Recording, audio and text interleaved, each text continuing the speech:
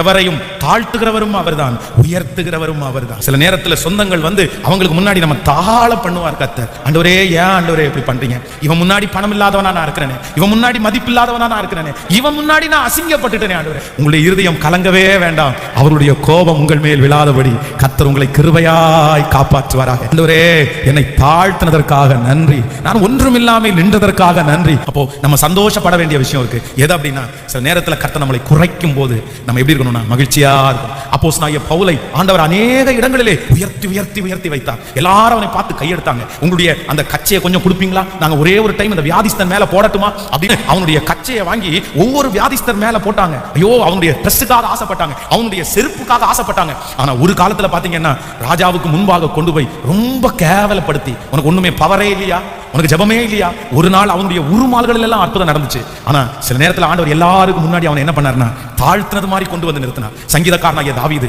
ஒரு சின்ன கூழாங்கல்லினாலே முன்னாடி இருந்த கோலியாத்தை அவ்வளவு பெரிய ஜெயம் பெற்ற உடனே அந்த ஸ்திரீகள் எல்லாம் ஆடி பாடுகிறார்கள். சவுல் தாவீது கொன்றது 10,000, தாவீது கொன்றது 10,000. ஆனா ஒரு நாள் அட்ரஸே இல்லாம போயிட்டான். இவன் தாவீதா அப்படின்னு அந்த ராஜா வந்து அவனை பார்த்த உடனே சொல்றாரு, ஏடா இவன் தூக்கிட்டு போங்கடா, இந்த பைத்தியக்காரனை தூக்கிட்டு போங்க.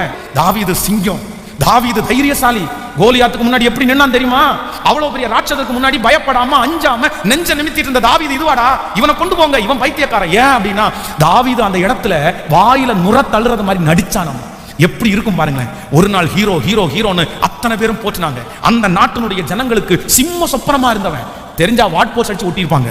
அவ்வளோ பெரிய பெரிய பதவி, அவ்வளோ பெரிய மணி, யாருமே கோலியாத்தை கொல்ல முடியாது. ஆனா தாவீது அவ்வளோ பெரிய ஜெயம் எடுத்தான்.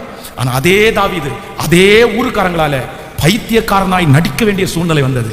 ஏன் அப்படின்னா அன்னைக்கு விசுவாசம் இருந்துச்சு, இன்னைக்கு அப்படி கர்த்தர் நடத்தல. அந்த இடத்துல தாவீது என்ன பண்ணா அப்படின்னா தாழ்ந்து போய் அவன் வந்து கர்த்தரிடத்துல கேட்டிருக்கலாம், ஏன் ஆண்டவரே நீ இப்படி பண்றீங்க? நான் இவங்களுக்கு முன்னாடி ஒரு நாள் எப்படி ஹீரோவா இருந்தேன், இன்னைக்கு இவங்களுக்கு முன்னாடி என் உயிரை காப்பாற்றுறதுக்காக பைத்தியக்காரன மாதிரி நான் நுர தள்ளுறது மாதிரி நடிக்கிறேனே, என்ன கைவிட்டீங்களா, என்னை விட்டு போயிட்டீங்களா, என்ன ஏன் ஆண்டவரை தாழ்த்துறீங்கன்னு தாவீது கேட்கவே இல்லை. காரணம் என்னன்னா வாழ்ந்திருக்கோம் அவனுக்கு தெரியும், தாழ்ந்திருக்கோம் அவனுக்கு தெரியும்.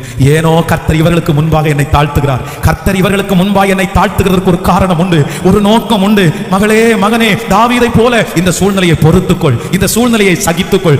பாஸ்டர் நான் ரொம்ப உயர்ந்த இடத்துல இருந்த பாஸ்டர், அதிகாரத்துல இருந்த பாஸ்டர், இன்னைக்கு நீங்க சொல்றீங்களே தாவீது அவனுடைய வாழ்க்கை லிட்டரலா என் வாழ்க்கையில நடக்குது பாஸ்டர். நான் தான் அந்த பெண், நான் தான் அந்த பையன், நான் ரொம்ப தாழ்த்தப்படுறேன் பாஸ்டர். ஒரு நாயை போல என்ன ட்ரீட் பண்றாங்க பாஸ்டர், என்னால பொறுக்க முடியல. ஆண்டவர் ஏன் அமைதியா இருக்கிறார்? என்னால இந்த சூழ்நிலையை தாங்கவே முடியல. ஆனா கர்த்தராகிய ஆண்டவரும் கரத்தை பிடித்து உன்னை தைரியப்படுத்தி சொல்கிறார், நான் தான் இந்த தாழ்ந்திருக்கிற சூழ்நிலையை அனுமதிக்கிறேன். அவருடைய கோபம், எரிச்சல், பொறாமை உண்மையில் விழாமல் இருக்கும்படியாக. ஆனா ஏற்ற காலம் வரும்போது நானும் தலையை அவர்களுக்கு முன்பாக உயர்த்தி அவர்கள் செய்த தீமையை உங்களுக்கு நன்மையாய் முடிய பண்ணுவார்.